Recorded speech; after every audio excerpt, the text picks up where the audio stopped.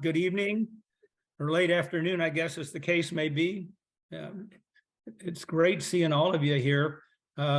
If you can, please make sure you're muted, as Larry said, and then we'd like to see your face too, if you can do that. It's my pleasure to welcome you to Professor Wally Wilson's presentation, Rejuvenation, 500 miles on the Camino de Santiago.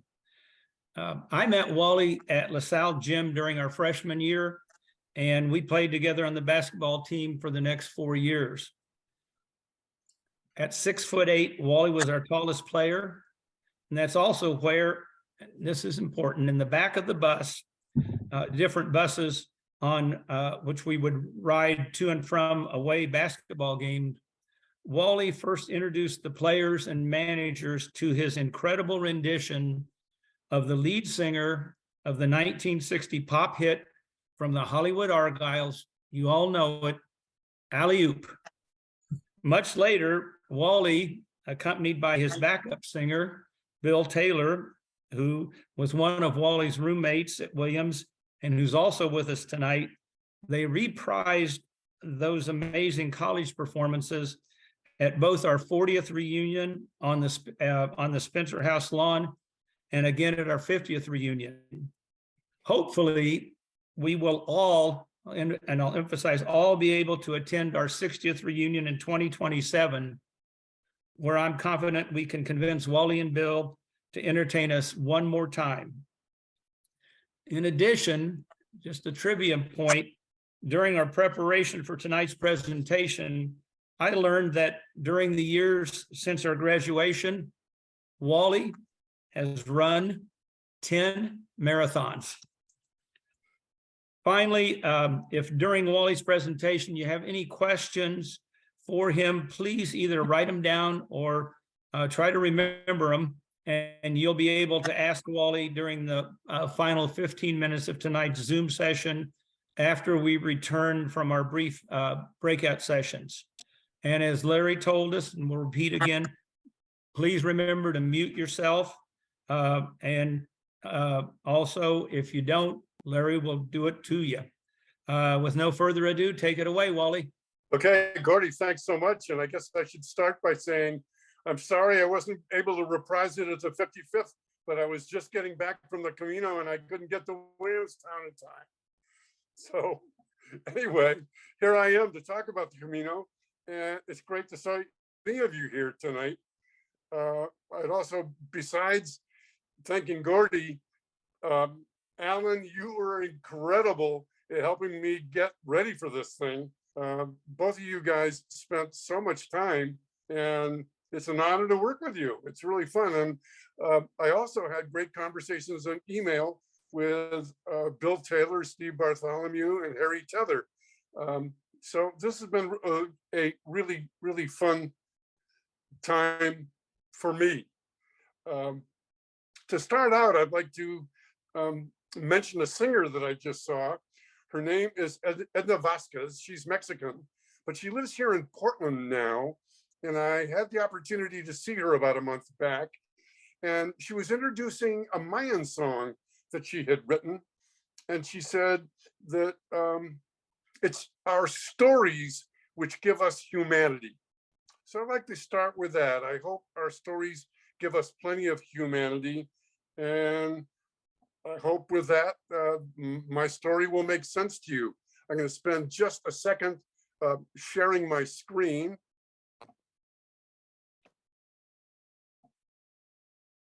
And are you all there?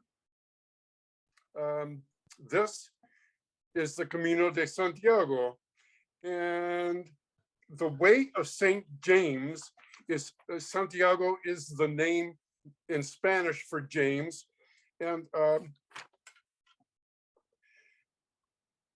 I'd just like to say that my call to the Camino de Santiago was no lifelong ambition, even though I had been a student of Dr. Anson Piper back in the day. It was more the pandemic that pushed me toward this adventure as a recommitment to life. First was the preparation, both in terms of getting the right shoes, the backpack, and other essentials, but also getting the requisite miles on my legs for 15 to 20 arduous miles per day. As a 77-year-old, you just don't go off and do that. It takes a lot of preparation. So the commitment was enormous. And there were more than a few times I asked myself, what the heck am I doing here? Maybe a little more colorful language than that. But the payoff is equally transforming, and everyone who does it will say so. No, I had no specific spiritual awakening, but the land I passed through spoke unmistakably about nature's beauty and importance. I passed raging torrents where footing was slippery, but more than the land, it was the generosity of the pilgrims that is most uplifting.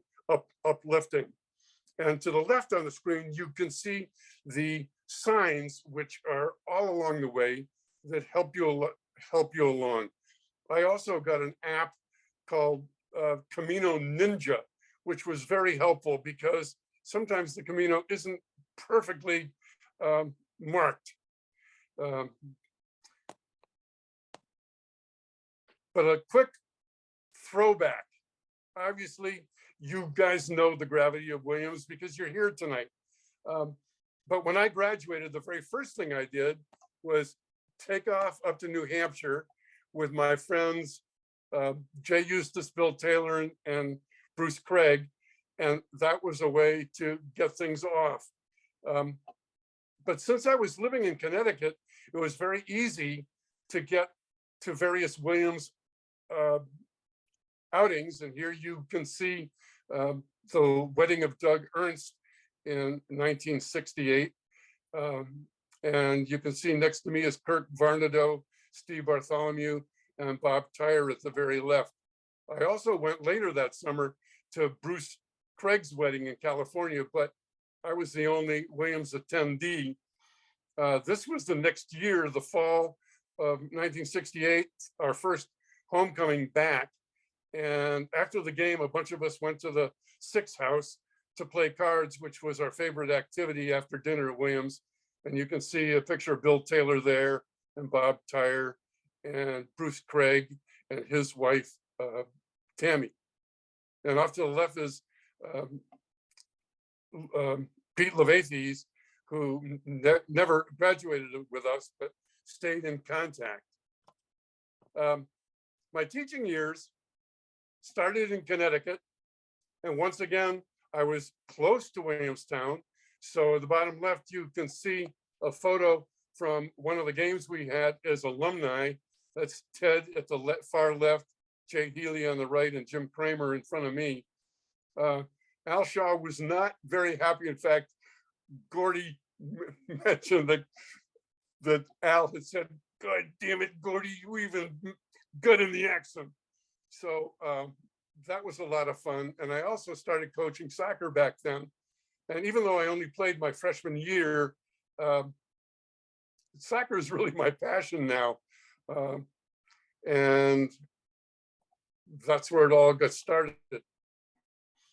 But more through circumstances, the Kingswood Oxford School where I taught didn't really want me as a basketball coach. They had somebody that they liked. So I actually turned more to mountain climbing. And on the far left, this is myself climbing Mount Katahdin, which if any of you have ever done it, it's a fabulous climb in north central Maine. 1972 is the only time I've done it, ironically, even though I've spent every summer of my life in Maine. And on the right, I'm going up to ski Tuckerman Ravine with my then fiance and soon to be wife. But that really started a commitment to fitness. And as Gordy mentioned, I've run 10 marathons, and it's just really become a way of life. But starting when I was at Kingswood Oxford, the lure of going abroad was there. And I first went to Spain in 1972 with my wife, who was getting her master's degree in anthropology from Wesleyan, excuse me. And we got to northern Spain, and that's the first time I had ever been there. later that summer to pick her up, I took a bunch of my students there, and along with them, some of the kids from the town. But after 10 years of living on the East Coast, I moved west. And as Peter Watson can testify, living in the West is a lot different. And that very first year, I didn't climb Mount Hood that year. I would later on, but Mount Hood is definitely the mecca around here. And it was also soon after that that I ran my first marathon. The first one I did was in Seaside, and it was awful. About 35 degrees, pouring rain, and at mile 18, we turned into 50-mile-an-hour gusts, which were pretty bad. I spent 32 years at Catlin and actually had the privilege to teach 3 Catlin Gable classmates. And I know that Pete Watson is with us here tonight, and I had the honor of teaching 2 of his kids. But one of the things that we loved to do was go on exchanges, and I took more than 25 trips abroad with the Catlin Gable School. And the top left is the Olinka School in Mexico City, and also the top right is there. We had to discontinue that because the head of our school was not comfortable with being in Mexico after 9/11. The bottom right was a trip to Cuba that I took, and the bottom left and the bottom right is a school in Costa Rica in the town of Monteverde, where we had a relationship for still going on, I think, with a environmental bilingual school. And of course, one of the greatest adventures was when I got on a Fulbright to go to Argentina, and I found out that Harry Teller was there at the same time I was, and we didn't know it. But it was a fabulous time, and I got to work with terrific young women. It was a public school, but it was only for girls, and you had to take an entrance exam to get in. And the upper left is my 9th grade class, and the lower left is my seniors, and that was taken right after they had just graduated. In the upper right is a family trip at the end that I took all around Argentina. On the right is Punta Tombo, which has more than 1 million penguins. And on the bottom right is the glacier Perito Moreno. So you can see going abroad was easy for me, but it was really the wine tasting in Rioja that sort of was the final straw with getting me interested in doing the Camino. This particular photo was taken at the Marqués de Riscal, and on the top you see a Frank Gehry hotel, which is gorgeous. We had just previously been to the Guggenheim in Bilbao, which isn't far away. But I got to taste their wine, and it was great. The preparation for the Camino, as I have told you, is long. It took me at least 4 months of getting up to doing 15 miles days. And I started in at Saint-Jean, Pied de Pont in France, and I wish I had a pointer. I can't really, it's in the upper right-hand part of your screen. And I'm going to just change maps briefly here so that you can see in the right, which is underlined, is Pamplona. That's the first major city. And Saint-Jean-Pied-de-Pont is a 3-day walk north of that. And you go, basically, the Camino travels 500 miles to those cities that are underlined in red: Pamplona, Logroño, Burgos, León, and then finally to Santiago de Compostela. So the Camino itself is, has this heritage to St. James, whose remains were purportedly found in the 19th century and passed by word of mouth along the old Roman route, it became really popular right away. And King Alfonso III realized, this is going to be a good idea to populate this area to help me defend this area against the Moors. So he actually in 1874 took a pilgrimage along the way. And I don't know exactly how long he did. And if any of you are interested, you can go Google this yourself. But he knew that building churches to lure pilgrims was a strategy to help combat the influence of the Moors. And that's what he did. All the major cathedrals were built shortly after that, starting in around the 10th and 11th century.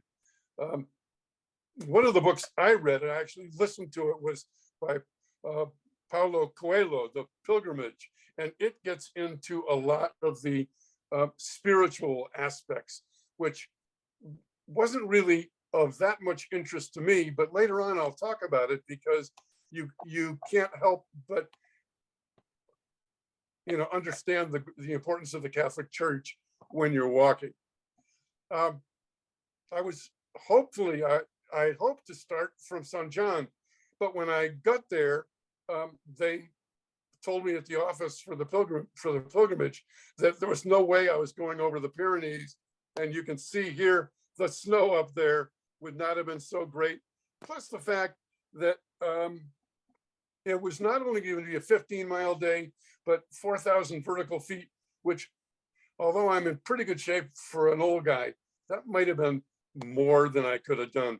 So I started out right here, and you can see on this map that Santiago is 780 kilometers away.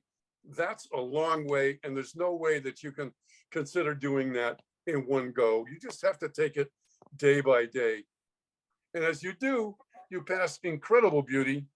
And for the first maybe third of the trip, you're going by all the vineyards of Rioja, which are spectacular. And this is one of the most, down below is one of the most photographed bridge, the Bridge of the Queen, which is about 7 days into the hike. Now, when you've done all this training, 15 miles seems possible, but when you first start out and you look at this mountain that you got to get over, you're thinking, oh my gosh, how is that going to happen? But 10 miles in, you get to the top of the mountain, you see where you're going, you know that it's downhill from there, and it's possible and very doable. One of the great things about the Camino is that there is a town about every 3 to 5 miles. So stopping is not only easy, but it's fabulous. And you can see different stops are along the way. Starting in the upper left-hand corner was a great breakfast spot. In the middle up was a lunch spot. And I would always wait to have my beer until I had fewer than 3 miles to go, because there was no way I was going to have a beer and then have to face a good long trek afterwards. The dinners were something special. And for 10 euros, you could get a fabulous dinner, as you see many samples below, plus either a glass of beer or a wine. And while the land is gorgeous, it's really the people that make everything. And I wanted to point out this couple from Toronto that I got to meet on about my 4th day in, right after Pamplona. And we were hiking up a mountain, and I was struck by the fact that these 2 women were taking a 3-year-old and an infant on this long trek. And I saw them several times, and we got to know each other a little bit.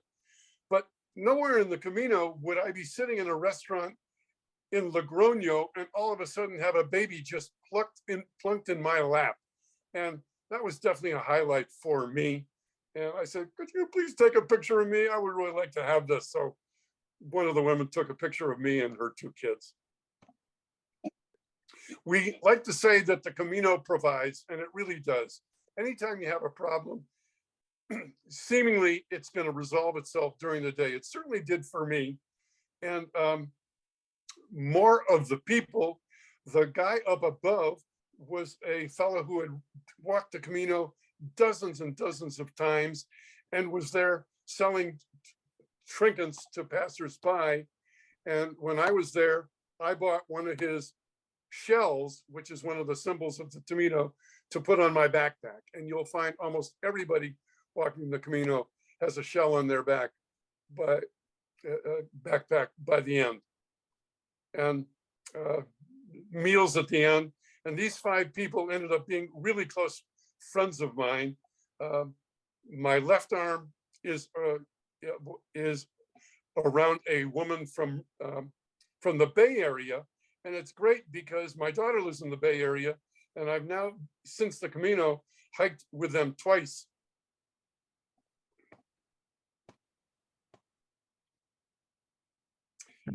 And of course, making friends is what it's all about. I was like that at Williams, where it was the most important thing to me, and it still is. And one of the special things about the Camino is I had no idea that I was going to run into my friends, because with 5 days to go, I had a layover, and they pushed on ahead, and they were going to go on to Finisterre, which is the last town by the sea, about a 3 days walk from Santiago. But I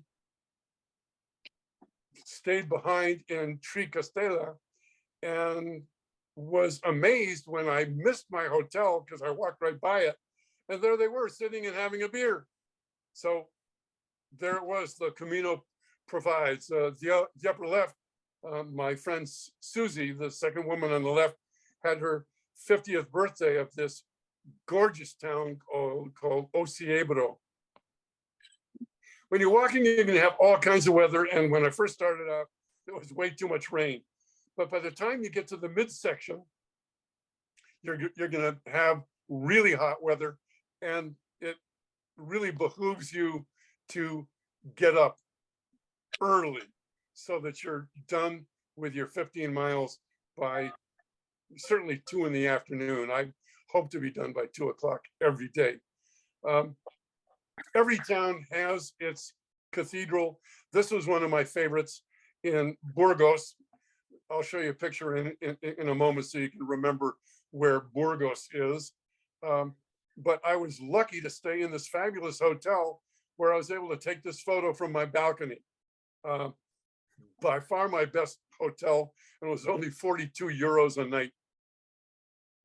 My favorite cathedral, however, was in Leon. And you can see both from the outside and the inside. It's exquisite. And I'm sure there are many of you who know way more about the Spanish cathedrals than I do, but it was really special to see that.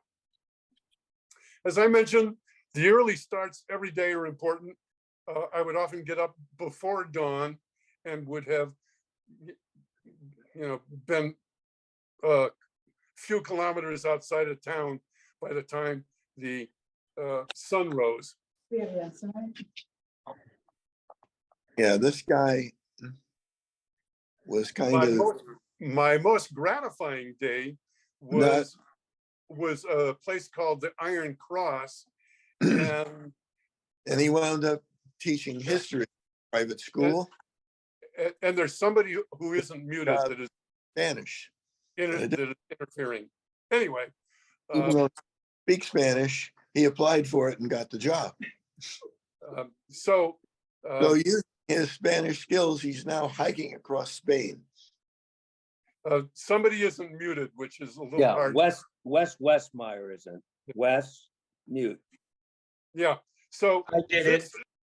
This was hiking up to the Iron Cross, which was a really special place. One of the reasons why it was such a great day is because I was almost all the way up to the top, and the Iron Cross is the highest part in the Camino. It's over 5,000 feet. And I started out with a lovely day. As you can see, there was a full moon as I started out, and the rose light of the morning was fabulous. But what people do at the Iron Cross is bring a pebble from home, and you bring a pebble and add it to the thousands that have been laid there over the years. And when I took the photo, I didn't realize that I was actually taking a photo of a friend of mine who was there communing with her husband, who was about to go undergo serious surgery. And since I've been in touch with her ever since, I found out that his surgery went fine. A lot of you may have intuited by now that while I still love beer, I'm more of a wine drinker now. And on about the 6th day of the Camino, they have something called the fountain, where you can go bring your flask and fill up. Except the day I got there, it was 8 in the morning and pouring. Plus, the spigot runs so slowly that it takes about a minute to get about 3 gulps worth. But it was still fun. And down below is a wine bar in Logroño, which is the heart of the Rioja area. And I went online to find out what bar they recommended. And for 10 euros, I got a generous pour of the 4 Riojas that he thought were the best. And then in the upper right, here I am with some friends, more toward the end of the trip. We're in Galicia by now. And I was able to try a wine called Mencia, which I had never had before. It's fabulous. So if you haven't had it, go to your local wine store and see if they have it. It's not expensive. And I would say that it's really kind of has the boldness of a Merlot and the softness of a Pinot.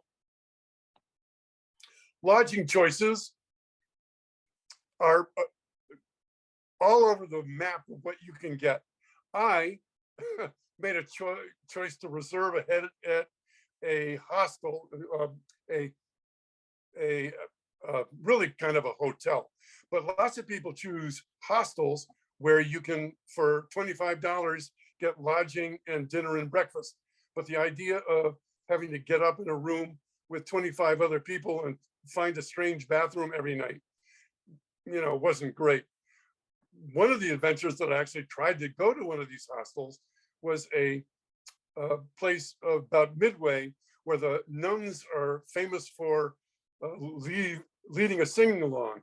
But I couldn't get them to commit to whether there was going to be one that night. And so I didn't go. And once again, here's just a review of where I've been. By now, I've gone through Pamplona, Logroño, Burgos, and León. And the final push goes from Sarria to Santiago de Compostela. I should say, which I neglected to mention earlier, that to get to the Camino, you can either go to Madrid, which you see south of this, or Paris. When I was first thinking about doing the Camino, I was going to go to Paris first, but that Camino in 2020 had to be scrubbed because of COVID.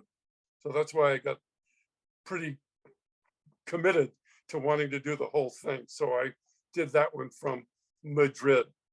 So you make the final push.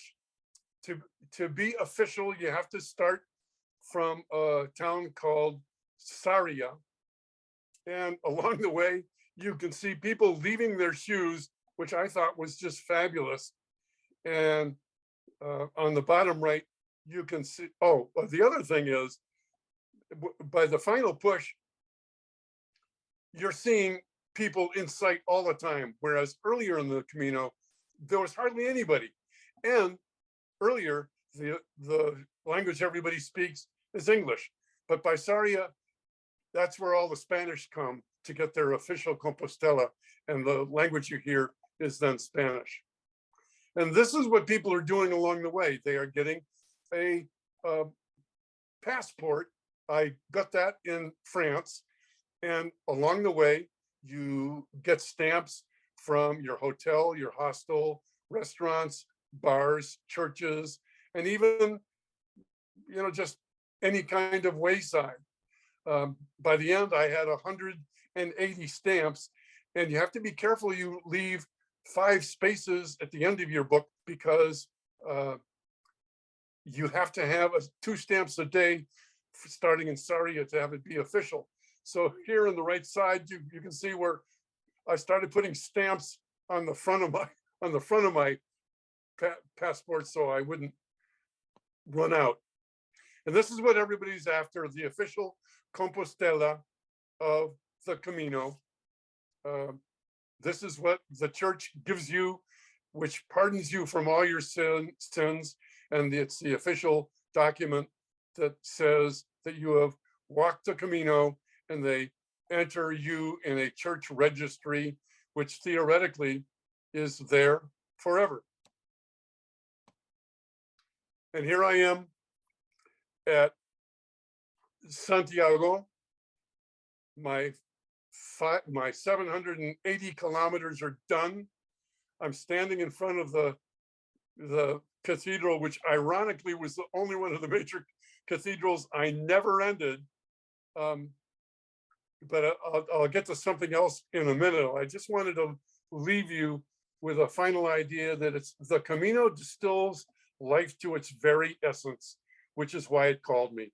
And after 2 frustrating years of the pandemic, I needed to embrace life. And did I ever get that?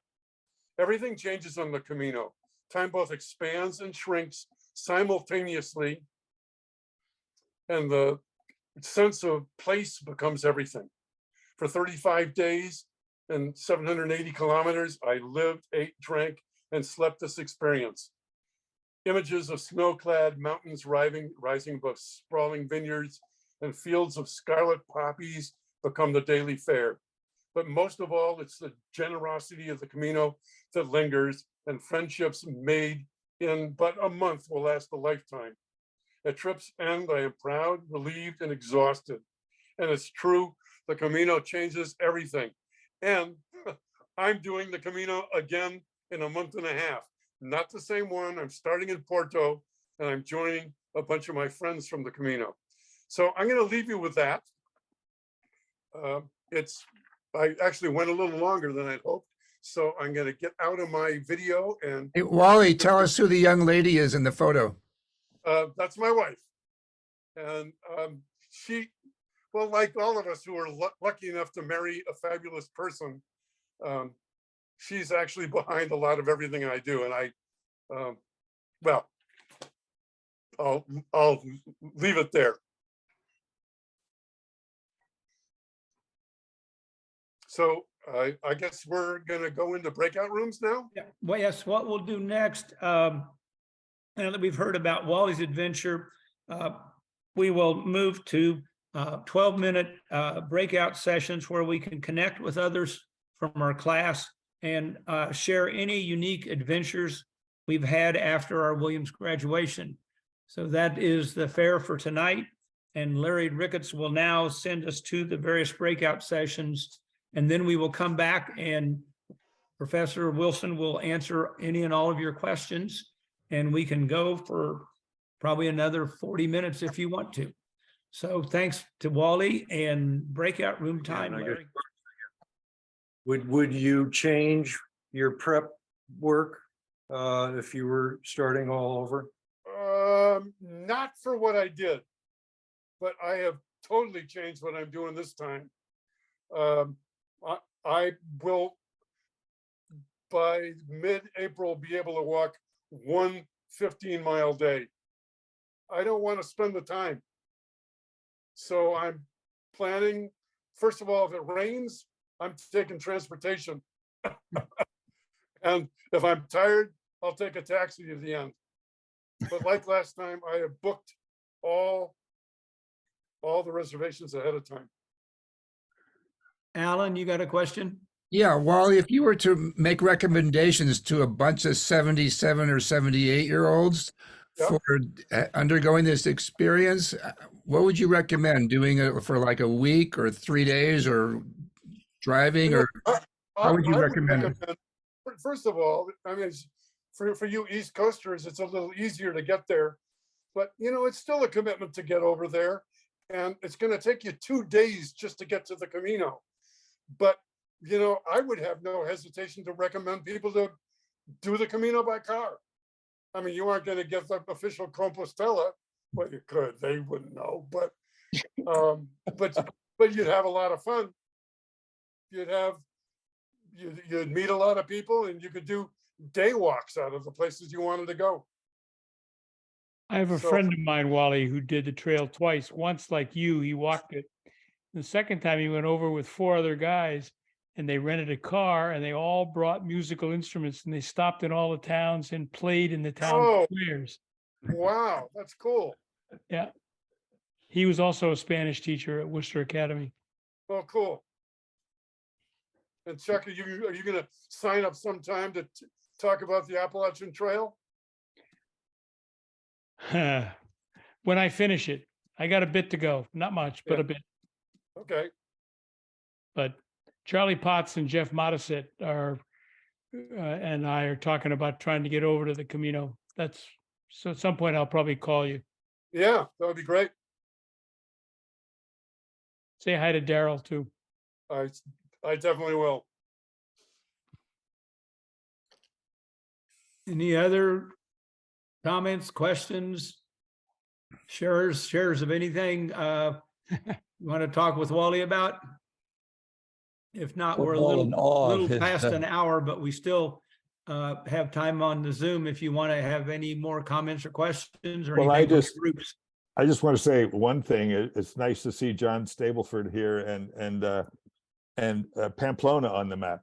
When we were after sophomore year, we rented motorcycles and went all over Europe and ended up in Pamplona. Unfortunately, we didn't go east. We went west after. We didn't go west. We went east after Pamplona, but we had a blast. So Wally, you were telling us in the practice session, you had an experience in Pamplona. I definitely did. In 1970, I took my first trip to Europe, and I was supposed to go there with a Campanona friend, who is actually a very well-known wine guy in France these days, and he bailed on me. And he bailed because he fell in love, and he's still with the same woman. But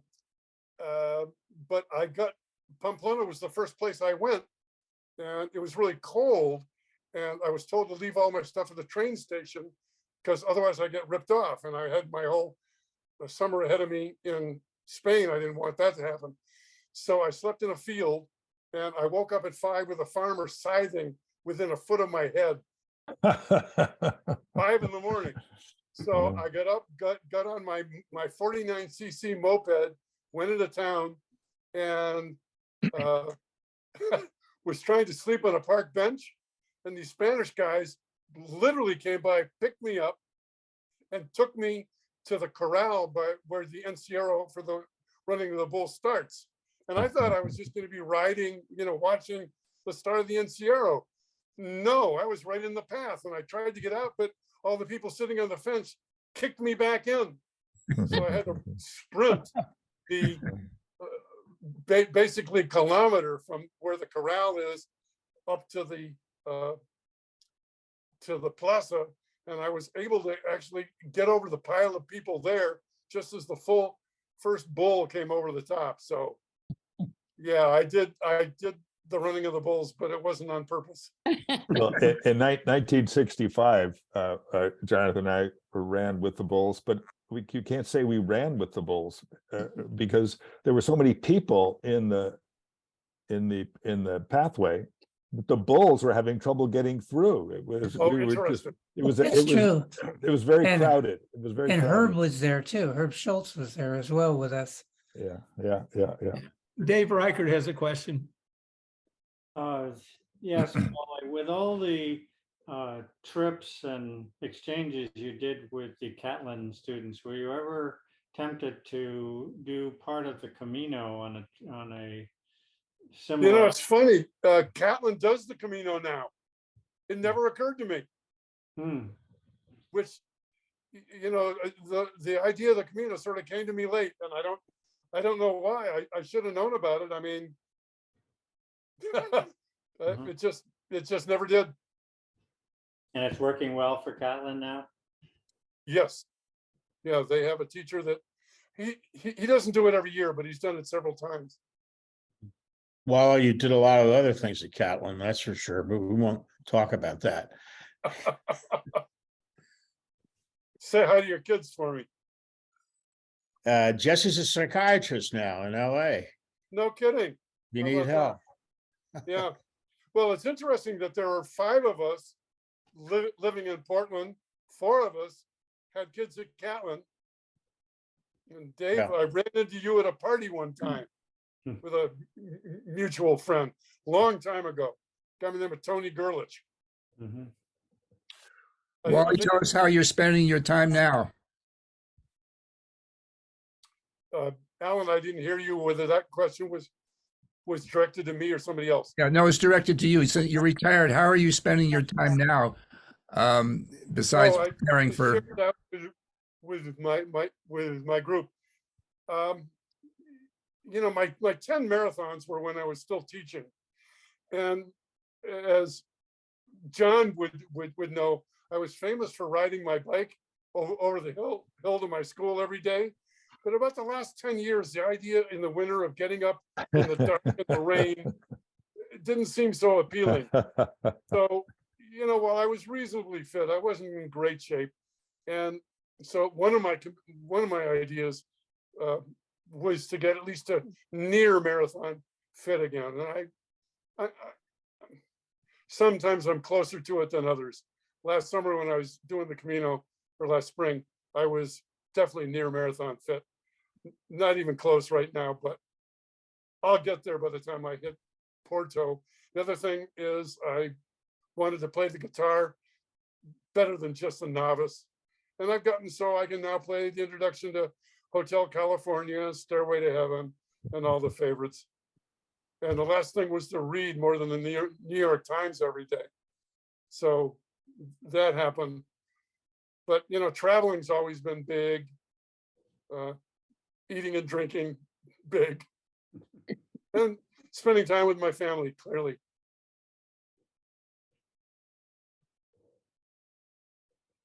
Harry Tether. Wally, in the opening photo, I saw you had a Williams shirt on. Yes, I did.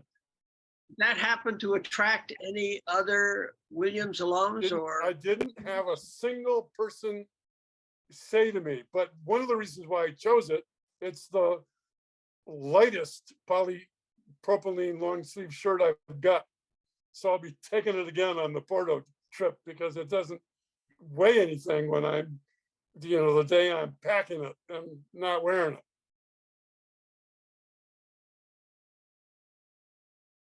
But it comes out great in photos, don't you think? Love I love purple. Of course, now anybody who sees a W in purple and gold where I live thinks it's the University of Washington. So Wally, did you ever cramp up or have any trouble with feet or shoes or anything? no, but I took a lot of precautions about that. My shoes were for about 60% of the time, I wore Hokas, which are really cushioned. And I'm going to wear those again on the Porto Camino. I also wore Keens for the mountains, but I'm not even going to bring those this time because I think the highest I get is about 1,000 vertical feet. And I've been online. It doesn't look like footing is an issue. But I was careful about it. I didn't want to get laid up, which happens to people. What was the name of the shoe, Wally? The hiking shoes were Keens, which are made here in Portland, Oregon. And the trail shoes are Hokas, Hoka. I don't normally buy them because can cost the better part of $200, but Yeah, they're you know, good for old people, Wally. They're good for old people. They got a wide. yeah, they are. I see a lot of people wearing them out here.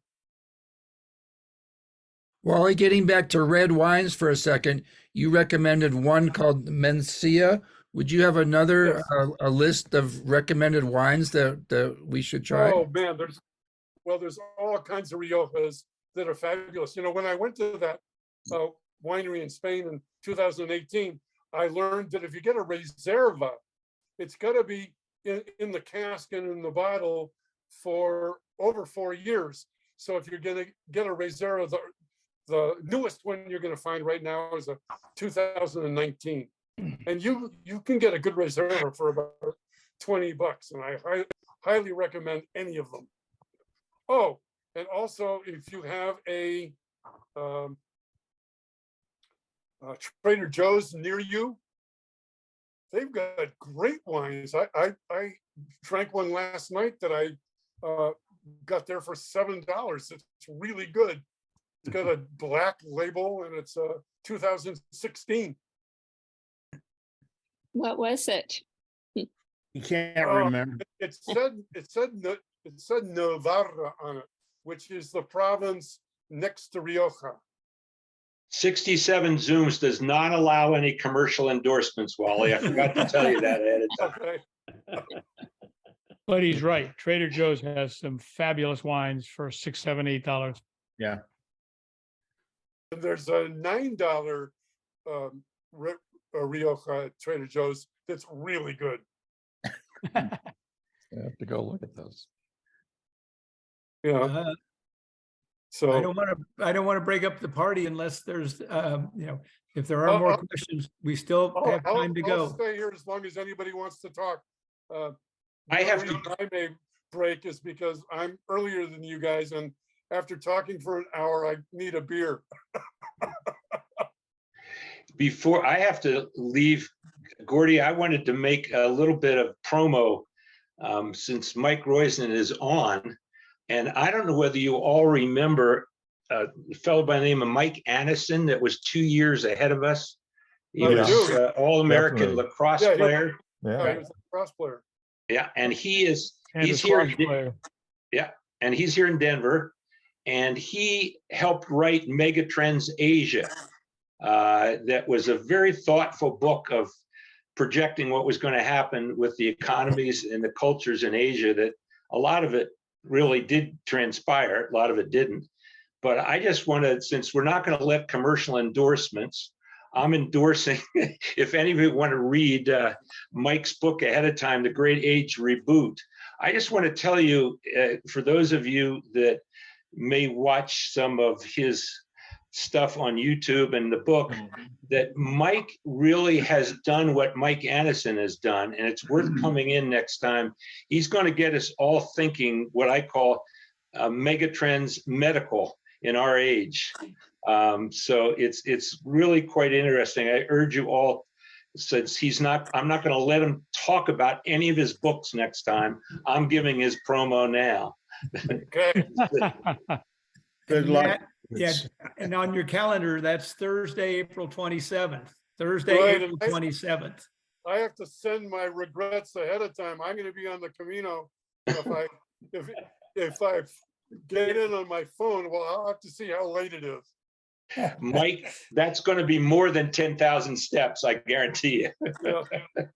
And Larry, I think we forgot to mention that there'll be a mystery presentation on Zoom on June 15th. Erwin Blond, we're not going to tell you the subject, but put that on your calendar for June. Absolutely. And we'll give you more details and information next month or so.